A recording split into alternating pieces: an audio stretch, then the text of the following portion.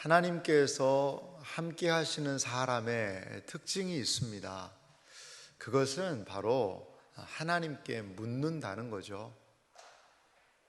하나님의 사람들은요, 하나님의 뜻이 과연 무엇일까? 그것을 늘 고민하는 사람이 하나님의 사람입니다. 하루를 시작하며 주님, 오늘 이 하루를 어떻게 감당할 수 있나요? 그리고 제가 무엇을 해야 합니까? 라고 묻고 기도할 수 있는 인생이라면 하나님 앞에 복이 있는 인생이 아닌가, 이런 생각이 들어요. 근데 목사님, 아무리 물어봐도 하나님 뜻을 잘 모르겠어요. 뭐가 과연 하나님 뜻인지 잘 모르겠습니다. 이렇게 또 생각을 하시는 분들도 계신 것 같아요.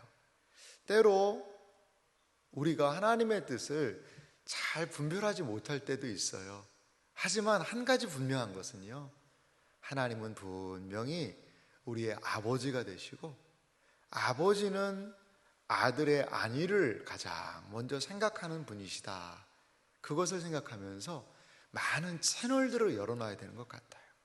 특별히 하나님의 말씀을 귀 기울여 듣고 그걸 가지고 기도하고, 그리고 현실과 상황의 많은 문제들에서 하나님께서 나의 길을 인도하실 것이다 라는 것을 가지고 나아가면 반드시 하나님의 인도하심을 우리는 경험할 수 있을 줄 믿습니다.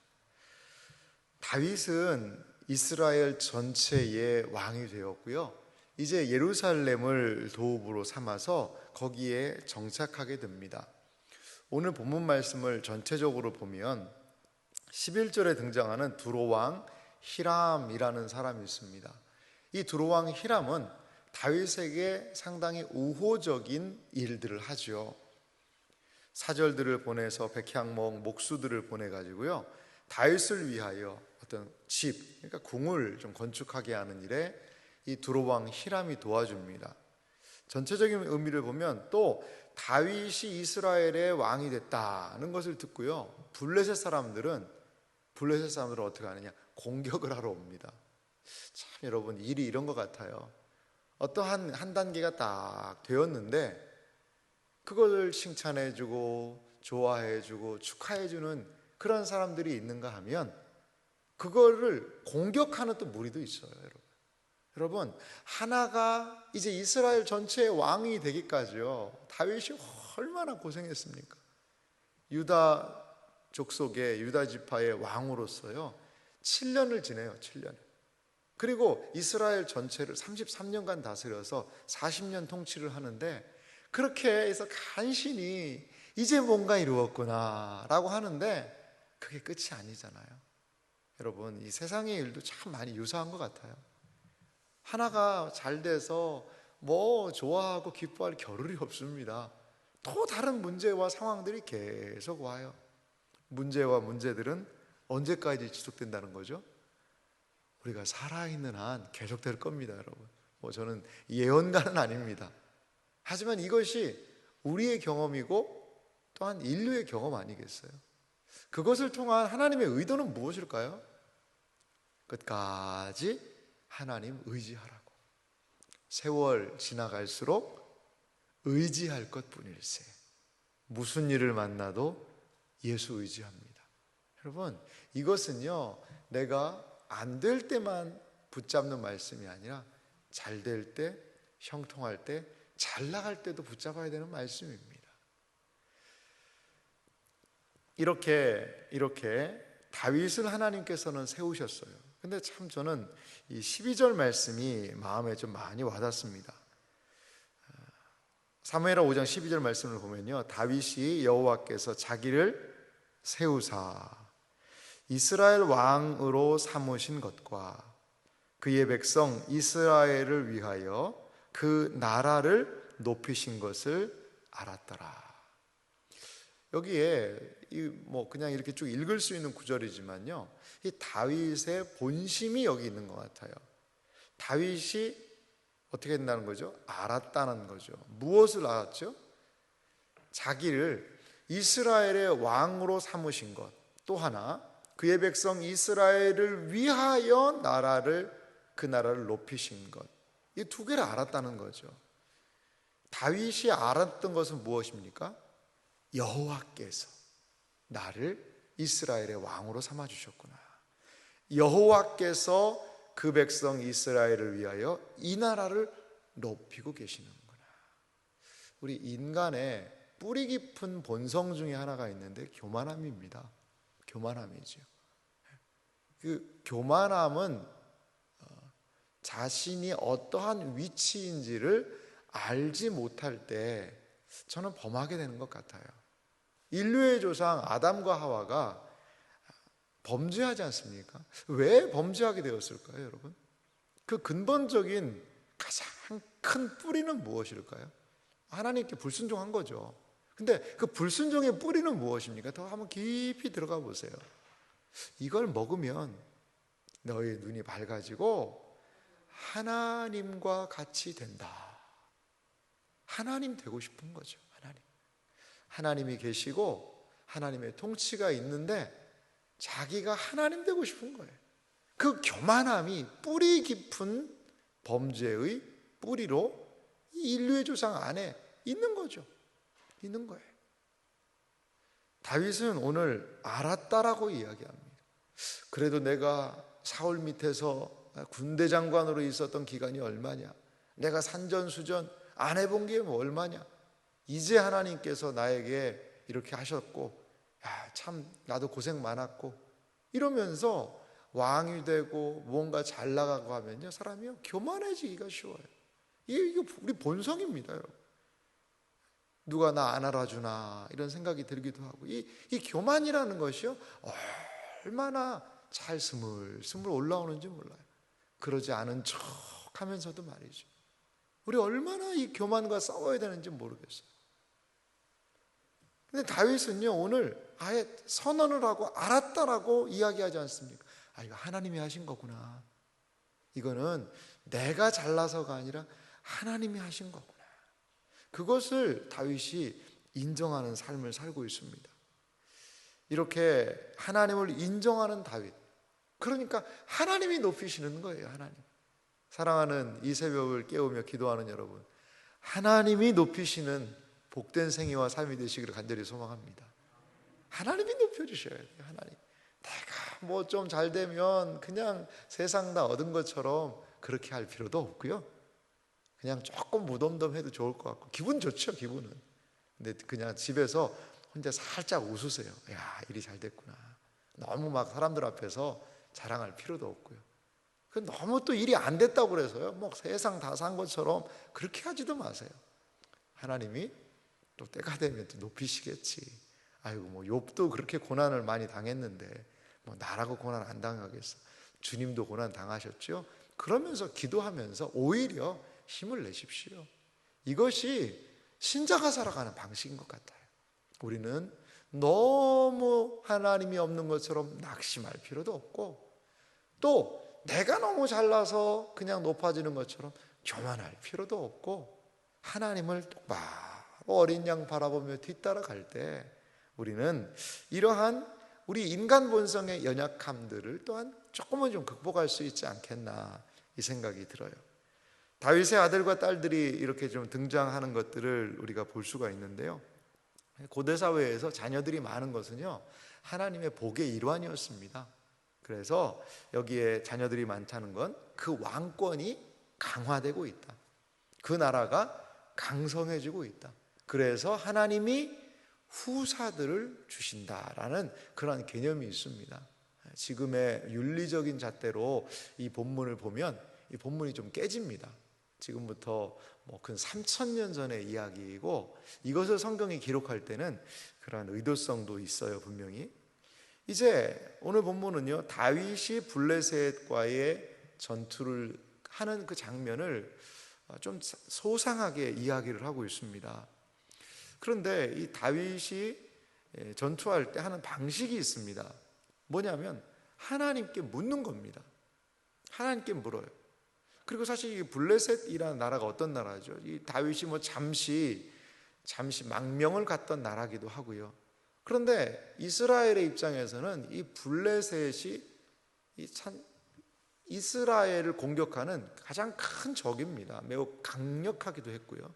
이 블레셋의 힘이 뭐 보통이 아니고 그 사람들이 이 블레셋에서 온 사람들이 키가 좀 많이 컸지 않습니까? 이 골리앗도 블레셋 출신이고요.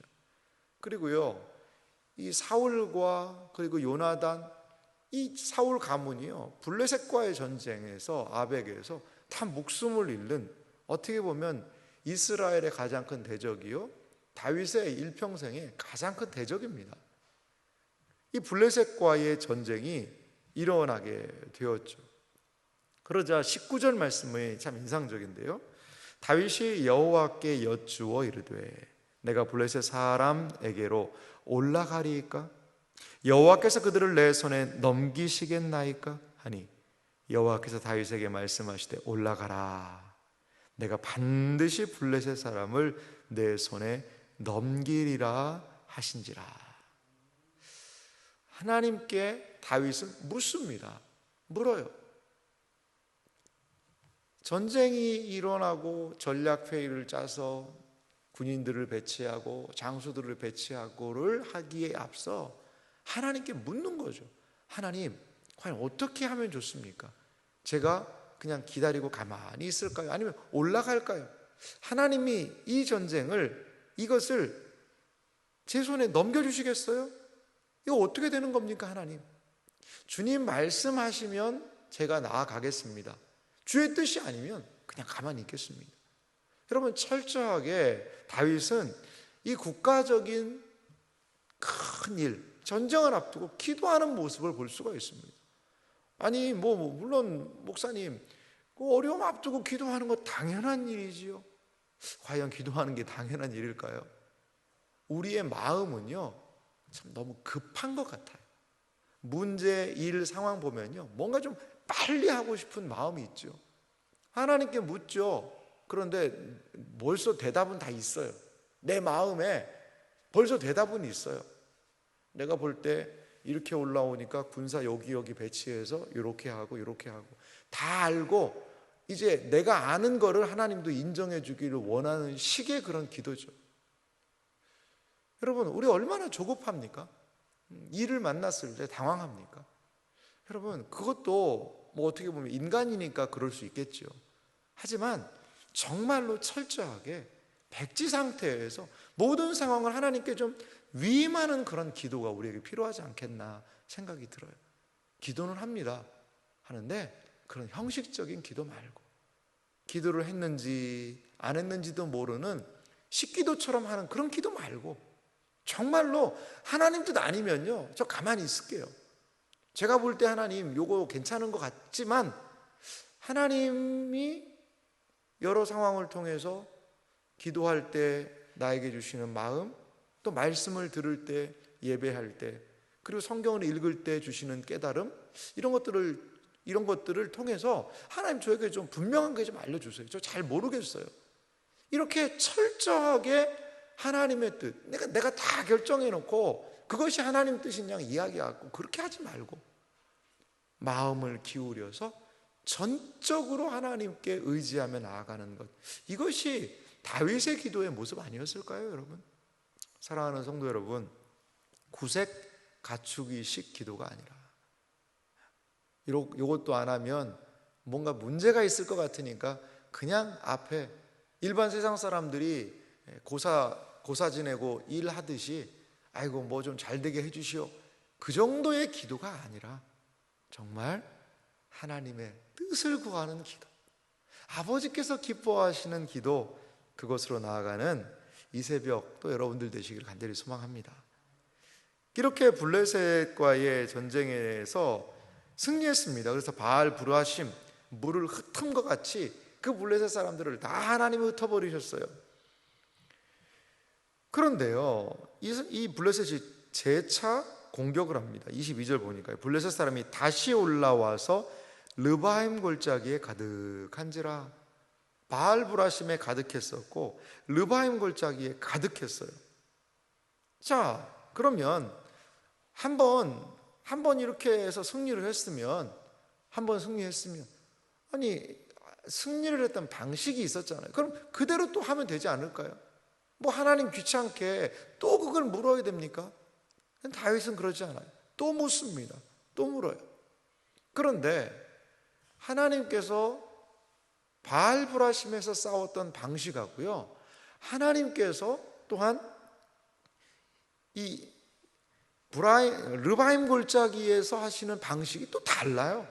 여러분 23절 보시면요, 다윗이 여호와께 여쭈니 이르시되 올라가지 말고 그들 뒤로 돌아서 뽕나무 숲을 맞은편에서 그들을 기습하되. 여러분, 올라갈 때가 있고요, 올라가지 말아야 할 때가 있어요. 무조건 올라갔을 때 전 이겼으니까 이번에도 이렇게 하면 된다, 내가 방식을 안다. 아니요, 그러지 않을 수 있어요. 그러지 않을 수 있어요. 우리의 원수의 루트도요 다양합니다, 여러분. 그게 올라갔을 때에 이 블레셋 사람들이 졌기 때문에 아마 이들은 철저하게 대비했을 거예요. 다윗이 이렇게 올라오면 우리는 이렇게 친다.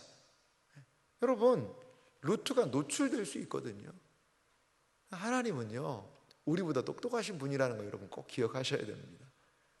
우리가 아무리 지혜가 있고 경험이 많다 하더라도 하나님만큼 똑똑한 사람이 인생에 어디 있을까요, 여러분? 방식이 다른 거예요. 여러분, 하나님의 수천 가지, 우리에게 오는 문제의 거리가 얼마나 많아요. 문제가 얼마나 다양합니까? 우리를 시험하는 문제, 상상할 수 없는 문제들이 우리의 인생을 찾아오거든요.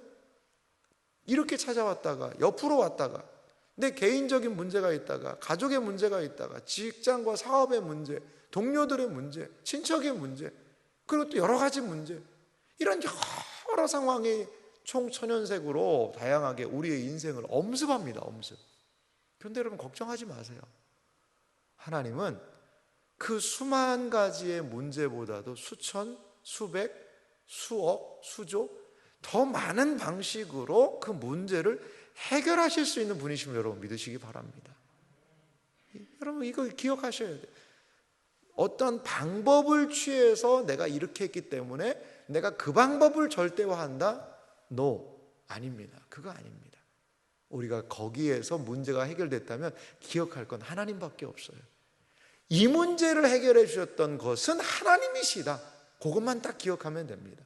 어떤 방식으로 이렇게 해서 그 방법을 적어놔서 그게 아니고 그때는 그게 맞을 수 있어요.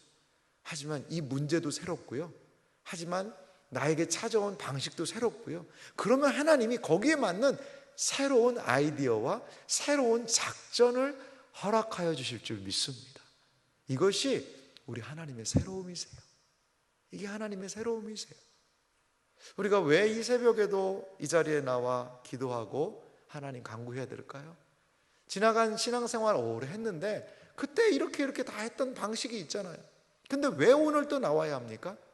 우리를 찾아올 문제들도 새롭고요, 그리고 그 새로운 문제를 감당할 수 있는 하나님이 주시는 방식과 은혜도 새롭기 때문에 이 새벽에 우리가 하나님께 기도해야 될 줄 믿습니다. 이게 신자가 살아가는 방식이에요. 신자가 살아가는 방식이에요. 하나님은 오늘 24절 말씀 보니까 참 너무 친절하세요. 24절 보세요. 뽕나무 꼭대기에서 걸음 걷는 소리가 들리거든 곧 공격하라. 그때에 여호와가 너보다 앞서 나가서 블레셋 군대를 치리라 하신지라. 올라가지 말고 뽕나무 숲을 맞은편에서 그들을 기습작전을 합니다. 그런데 뽕나무 꼭대기에서 하나님께서 효과음을 주세요. 저벅저벅저벅 걸음 걷는 소리가 들리거든 그때 공격하라는 거죠. 그런데 더 놀라운 사실은 무엇입니까? 여호와가 너보다 앞서 나가서 블레셋 군대를 치리라. 앞서 나가주시겠다는 거예요. 그냥 단순하게 작전만 하는 것이 아니라 앞서 나가주시겠다는 겁니다. 아마도 다윗은 이 하나님을 경험했기 때문에 시편 23편을 기록하지 않았을까요? 내가 사망의 음침한 골짜기를 다닐지라도 해를 두려워하지 않을 것은 주께서 나와 함께 하심이라. 주의 지팡이와 막대기가 나를 안위하시나이다. 목자는요 항상 앞에 나갑니다. 양들을 위해 앞으로 인도하는 것이 목자인데, 목자 대신 주님의 인도하심, 전장에서도 이 하나님을 경험했다라는 것이죠. 사랑하는 성도 여러분, 오늘 이 새벽에 우리는 무엇을 기도해야 합니까? 오늘 이 새벽에 우리는 어떠한 간구로 나아가야 합니까? 오늘 하나님과의 새로운 작전 회의가 있는 이 새벽이 되기를 간절히 소망합니다. 아버지 하나님, 오늘 하루 어떻게 살아야 돼요? 하나님, 오늘 이 중요한 일이 있는데, 이 중요한 계약이 있는데, 이 중요한 만남이 있는데, 하나님 뭐 이야기해야 돼요? 제 입술을 좀 주장해 주세요. 하나님 좀 도와주세요. 알려주세요. 저는 잘 모르겠어요. 하나님 정말 좀 도와주셔야 합니다. 제 힘과 결심 연약하고 경험이 미약합니다. 하나님 도와주세요.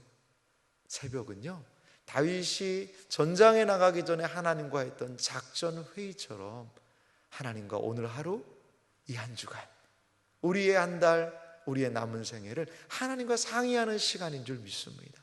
이 작전 회의를 통하여 기도할 때 하나님이 주시는 확신을 가지고 오늘 이 하루를 살아가는 복된 생애와 삶이 되시기를, 그리고 또 하나님께서 다양한 채널로 우리의 삶에 이끄시고 인도하시고 말씀하시는 은혜의 역사가 있는 복된 생애와 삶이 되시기를 주님의 이름으로 축원합니다.